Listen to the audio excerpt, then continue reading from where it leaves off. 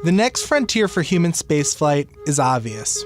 We have to go to Mars. You might have heard a lot of people talking about this recently, from tech innovators, NASA scientists, even President Obama has made the case that we should go to Mars. So we talked to Chris McKay, a senior scientist at NASA's Ames Research Center, and he's involved in the planning of future Mars missions, and he walked us through some of the hazards. I'm Brian Resnick. I'm a science reporter at Vox. I will never go to Mars, and here are the top 7 reasons why. Here's number 1. Your rocket could blow up before leaving Earth. This is pretty obvious. NASA has a pretty good track record with sending astronauts to space, but we also know that there have been tragedies. For some context, the NASA Space Shuttle program carried 833 people to orbit between 1981 and 2011, of which 14 people died in 2 big explosions. From the side of the shuttle in an explosion. SpaceX has a checkered history of trying to launch rockets and land them. Number 2, so if you successfully leave Earth and it's all safe and it's all good, there's still some dangers in that journey to Mars. The biggest danger here is radiation exposure. The vacuum of space is not really empty. There's radiation emanating from the sun. It goes out in all directions. There are gamma rays and X-rays and ultraviolet light and all these things that can damage our cells. So here on Earth, we have a dense atmosphere and a magnetic field that helps keep this radiation out of our daily lives. According to measurements from NASA's Curiosity rover, there's more radiation at the surface of Mars than there would be on Earth. Perhaps a more worrisome risk of radiation in space is from solar flares. So occasionally and randomly, in a way that's hard to predict, the sun emits very large batches of radiation in great flares. Number 3, you can crash on Mars' surface trying to land.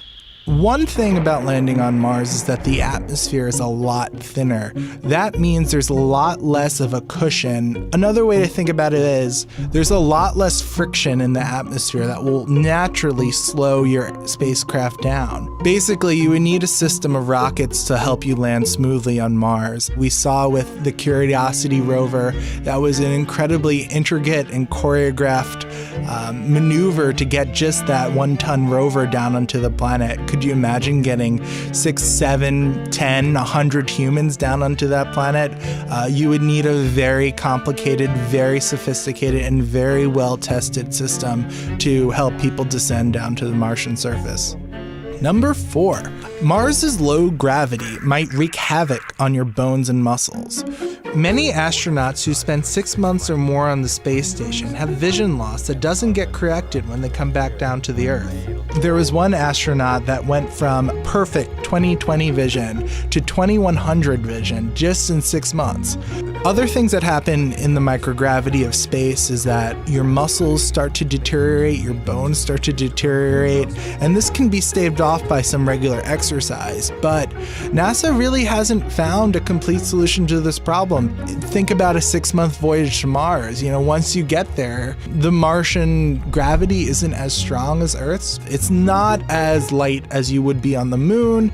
It's not as heavy as you would be on the Earth. So will muscles and bones and eyesight continue to deteriorate on Mars is not yet known. Number 5, your spacesuit or habitat could leak, and you just can't breathe Martian air.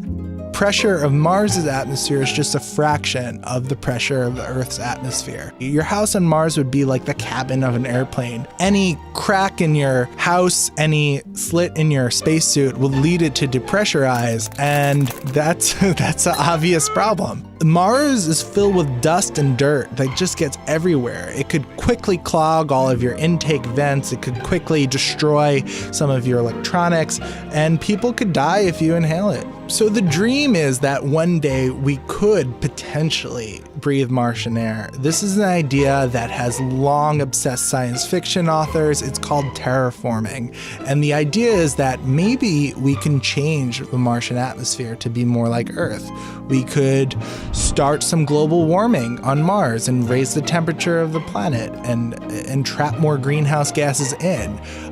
We can raise the level of CO2 so we can start growing plants there. Those plants could then start produce oxygen. this is probably the most far-fetched idea out there. Not to say it's impossible, but just it is well into the future. Number 6, the planet Mars could literally kill you. The soil of Mars is toxic. You might have seen the movie The Martian, where astronaut Mark Watney grows potatoes on Mars and in the Martian soil. We probably shouldn't do that. It contains very high concentrations of chemicals called perchlorates. These are salts that can do serious damage to the human body, especially the thyroid. You wouldn't want to grow your potatoes in it. It's okay to get Martian dirt on your hands, but you really wouldn't want it to get into your drinking water or food or get into your habitat. Number 7, your fellow travelers could drive you crazy.